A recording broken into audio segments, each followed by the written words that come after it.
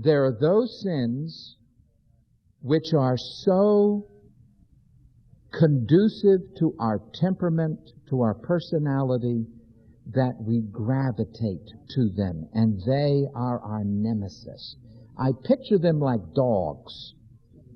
Each of us have a pack of dogs that's our besetting sins. Sometimes they're quiet. Other times they're barking and they're going wild. Sometimes they get loose and they jump you and you're getting bit and mauled and you're screaming.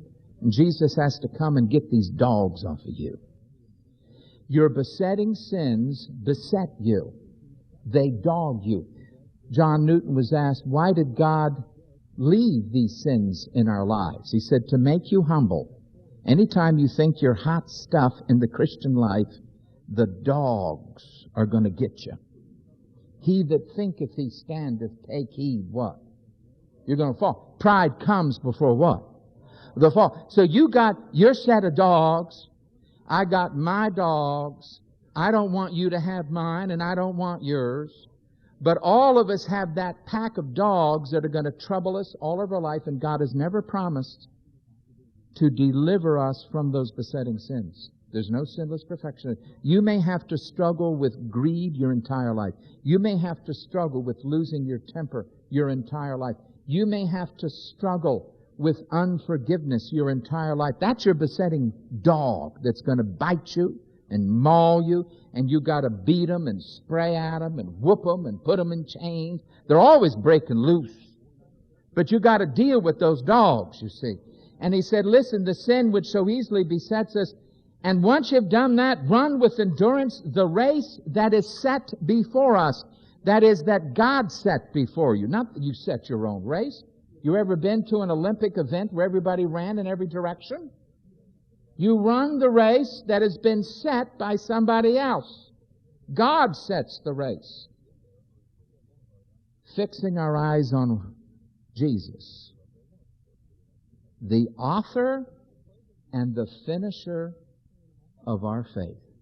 You see, if you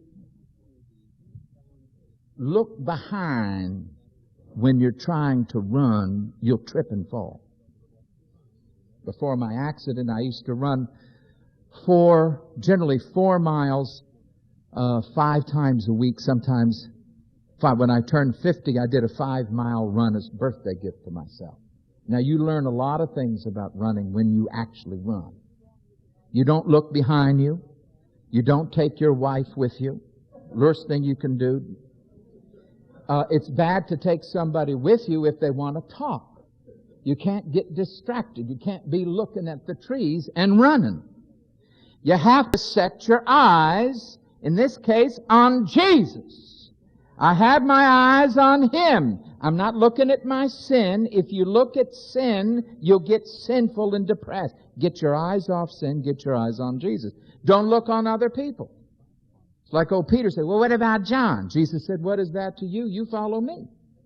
So I'm not looking at other people in the race. I got to look to Jesus because He is the author of my faith and the finisher of. He's the perfecter of it. Jesus is the one who enables me to run the Christian race to the end. Do I ever fall? Yes. But though a righteous man falls 7 times, the Lord will not desert him, but raise him up, said the psalmist. You see, Jesus is where I got my faith to begin with. By grace, I started this race. By grace, I'm in it. By grace, I pick myself up after I stumble and keep going. And it's grace that will keep me unto the end. So how do you deal with temptation? Look unto Jesus. Get your eyes off women, yourself, money, the world. Have your priorities straight. Seek ye first the kingdom of God and His righteousness. And then you won't fall so much.